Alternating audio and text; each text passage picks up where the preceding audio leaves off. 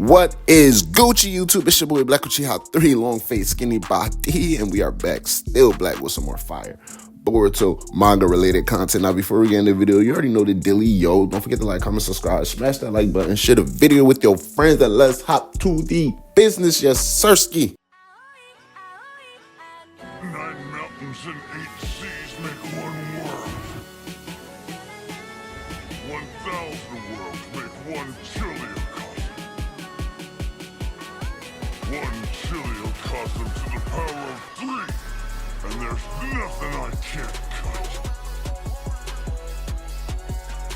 Alright, gang, Boruto chapter 18 has left us with a plethora of things to talk about. Namely, right, things such as Akibi Otsutsuki, and I'm gonna keep on calling her that because we already know it's gonna be eventually time at one point or another in the story. But namely, things like Akibi Otsutsuki, the dynamic between characters such as Amado, Kawaki, and Sumire, dynamic between characters such as Matsuri and Konohamaru, dynamics between characters such as Ryu and Araya, as we see they're facing off at the end of the chapter, and then also the implications or implementing of other characters such as Sarada, Mitsuki, and even seeing how Yodo carries herself throughout the rest of this mission. Does he carry a guilt, or does she kind of, shake it off and snap back to reality and actually decides to lock in? A lot of things to discuss, right? And the beautiful thing about a theory, because I know there's been times on the channel, especially within the last 2 to 3 chapters, where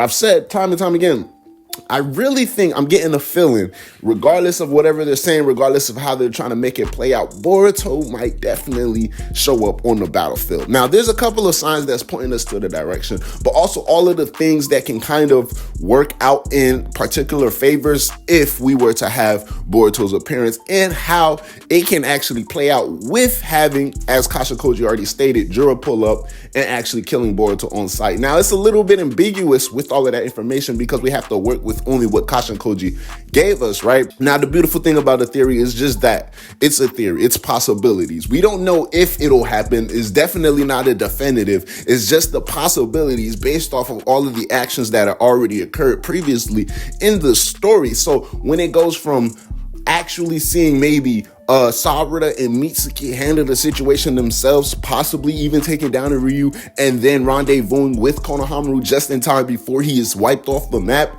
and escaping just within the inch of their lives, I can see that possibly happening. Is it possible, as I mentioned in just my last video, that we get Amado releasing Kawaki all the way to his maxed out and then even above that point offensive capabilities, and then we see Kawaki randomly showing up on the battlefield, a calculation that even Kashikoji perhaps didn't see because of whatever previous action that may have altered or diverted the timeline into a different future that automatically branched out new branches, saw something that Kashikoji didn't foresee, even though it's possibly similar events going on within the current future. Kawaki showing up, quote unquote, being the savior of the day with his newfound powers, being able to showcase what he's actually capable of doing against figures like Matsuri or against figures like Ryu. It's a possibility. I can see that happening. And then I've said time and time again, this guy Boruto is gonna pop up, but it's just a particular mindset, right, that Kashikoji has to get him in. It may be true. We have to take it with a grain of salt that in all of the futures that Kashikoji saw and Boruto popped up in the middle of this mission, just minutes later, Jura decided to teleport there through one of the Shinju and then go on to proceeding to kill Boruto and destroy everybody else who's on the battlefield. That can all means be very much true. It can also be true that each time that happened, it was always before the fight began to break out, meaning in the previous futures or the other possible futures that Kashikoji saw, Boruto probably showed up in the battlefield by the time we see where Konohamaru is introducing them to Matsuri and Ryu. We know Boruto doesn't know what's going on currently. He's left in the dark. All he knows is that the mission is ongoing and things are going, quote unquote, well for the time being, according to Kashikoji's words. So Boruto could just pop up in the scene just to have a first person view in his own accord, and that can be something that triggers Jura's appearance, right? It can be that after the fighting occurs, there's all possible futures, or these all futures that Kashikoji sees. There's futures where Boruto Boruto doesn't show up to the battlefield and he doesn't make a particular move. So something can occur, right? Because we know that these still are singularities of fate. They defy the things that are actually supposed to be within a set timeline, right? But something can occur, something can trigger or take Boruto in a particular way where there's a peculiar future that Kashin Koji saw. And maybe it's Boruto being there in a certain mindset. Maybe all the other times Boruto pops up to the battlefield in a mindset that is, desperate, in a mindset that is like, I gotta save my team, I gotta protect my master, my sensei, I gotta protect Sarada, Mitsuki. I'm not gonna let these Shinjus do what these Shinjus do and just me sit here right there and just have everything rock out like that. That's the type of mindset Boruto would normally have in pursuing a type of mission like this. But maybe Kashin Koji needs to make sure Boruto is more focused, or maybe he needs to make sure he's more desperate, or maybe he needs to make sure he's more angry. It's probably something that has to be triggered before Kashin Koji can allow Boruto to even step on the battlefield. And whatever that triggering may cause, it will be the sole reason why, if Boruto even then decides to step onto the battlefield, Juro will not be able to step onto the battlefield, or Juro just simply doesn't step onto the battlefield. But anything or any moment prior to whatever that triggering event can be, and Boruto decides to step onto the battlefield, that will mark the end of him, because then Juro will proceed to kill him in the middle of that fight. So why do I think Boruto will definitely show up? Because out of all of these theories that we've discussed over the channel, over the last few chapters, I think this is probably the most plausible. Or I should say, just based off of the way the writers have been going, just the way Ikimoto has been going, despite his unpredictability, I can see him fitting it in a way, because why else would we see this frog at the start of the arc in the middle of the desert? We already know Boruto has been to this location. We know that he left one of his fine rising teleportation markers in the location, and we understand that Mitsuki was the one to find it. Now, could this be all a part of Boruto's secret plan, meaning he already understood Kashin Koji because he's been working with him for the last 2 years, how he gives him ins and outs, how he doesn't give him the full story, and Boruto necessarily has to only work off what he knows and what he believes to be based off of Kashin Koji's knowledge.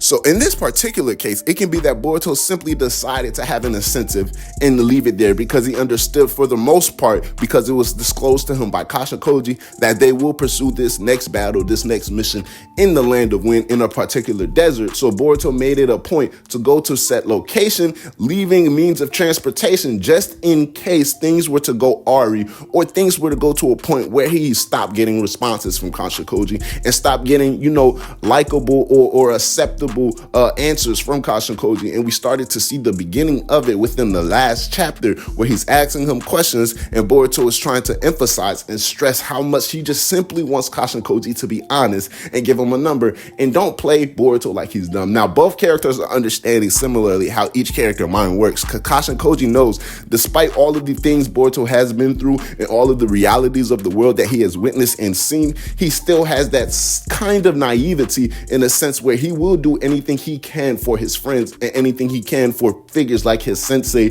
and master. So Kashin Koji understands Boruto would still be willing to take certain risks despite knowing the realities of whatever situations may be. And also, in turn, Boruto knows that Kashin Koji is willing to sacrifice certain things or willing to go to certain lengths just to ensure the betterment of the world and the betterment of the future of the world. There's no particular individual or no particular village Kashin Koji wants to save. He just wants to get rid of all of the overarching evil that resides currently within the ninja world.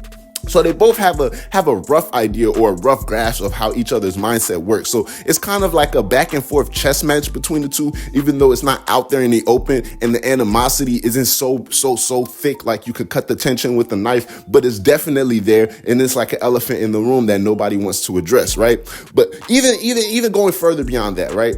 Further beyond the theories, further beyond all of the hints that we've seen, because beyond the teleportation marker being left behind in the Land of Wind, is not much left we have to go off of based off of how Boruto will actually proceed to go into the battlefield. Now, everybody, most people, because I know I have faith in Sarada, and I already know, like, we sleeping on Mitsuki too. Like, Hidden Leaf got some heavy hitters right now on the field. I know that Shinju is big and bad, but I'm not gonna be here sleeping on Sarada. So let's just get that through y'all skulls right now. But let's just say, right, taking into account everything I already said, whether it's Kashin Koji's secret plan in order to get Boruto into a certain mindset before he travels to the battlefield, whether it's Boruto playing the long game and just trying trying to wait and see how Kashin Koji unfolds or reveals all of the information, or whether it be Kawaki simply after getting buffed up and nuffed up, right? He pulls up onto the battlefield like, nah, like, let's end all of this nonsense right here and right now. Or even my guy Code, right?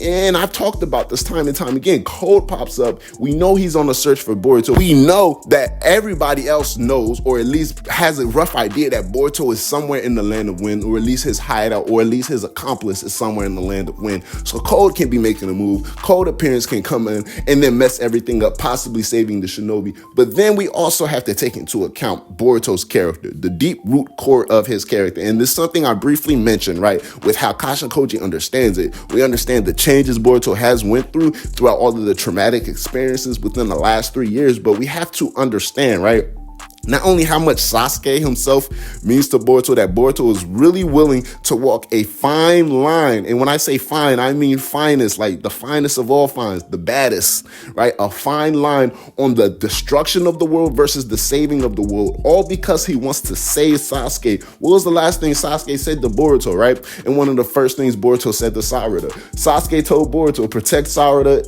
Only you two. Something is telling me it's just y'all that can fix whatever is going on in the world. And the first thing Boruto says to Sarada is don't die, right?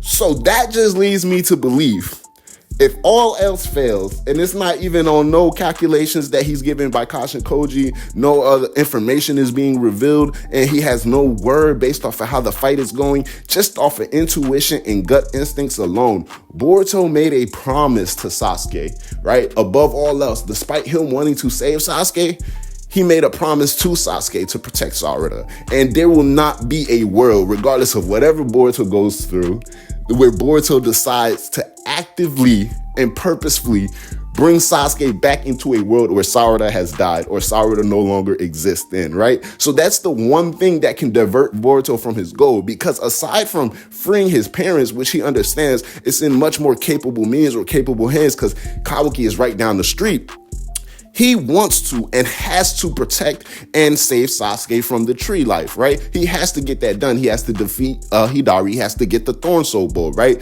But if all of that calls for the sacrifice of Sarada, Boruto is going to honor his master's last wish above all else, especially above his master's life, right? So if anything, the mere fact of Boruto showing up to the battlefield because he feels it deep in his gut that Sarada may be in danger, it's a fact that he's going to show up to the battlefield. And we just have to take it as is. And the beautiful writing between the two characters will go much more deeper than simply Sarada being a heroine or a damsel in distress, right? Because I already told y'all, and I'm tired of saying it, but I will keep on saying it because I already said I'm taking the front stand when it comes to representing Sarada. Sarada ain't no joke. She ain't no softie, so I don't want the stop playing around with Shorty, and I'm really expecting her to turn up. Like, that's what I'm really expecting to happen. Now, all of this can still occur, but I'm talking Boruto showing up probably by the end of the fight, not right now, not within the first page of the next chapter, right, guys? I'm talking about by the end of the fight, after we already seen Araya and Ryu go at it a little more, possibly even Matsuri and Konohamaru go at it, and then what I'm definitely hoping for, a Sagemo Mitsuki and a Sarada to turn up in the fight as well. But still, Boruto will not, for anything, regardless of whatever's going down in this current verse, allow Sarada to die and actively pursue on to go and save Sasuke and bring him back into a... That's not gonna happen, guys. I'm sorry, it's just not gonna happen. All of the hints are there, right? But then if we don't even want to just take into the hidden meanings behind all of that, just simply for the fact Mitsuki found the teleportation device, it's like a Chekhov's gun. It's there for a reason, right? What other devices could they have found that been related to Boruto? Possibly other markers or tools that Boruto can teleport to. What did Mitsuki do to it? Did he keep the teleportation device close particularly? Is it a hidden plan that we didn't see off panel? There's so many questions we can have around that, but still, we know for a fact Boruto was in that location prior, and Kashin Koji doesn't want him in that location. So either these two are diversion plans, or somebody has a secret plan cooking up in the can. It's your boy Black Chat. Let me know how y'all feel about the possibilities of Boruto's quote-unquote secret plan being put into motion, and just the future and betterment of this mission as a whole. Holla at your boy. I'm gonna holla at y'all. Black Chat. Yes, sir. Ski.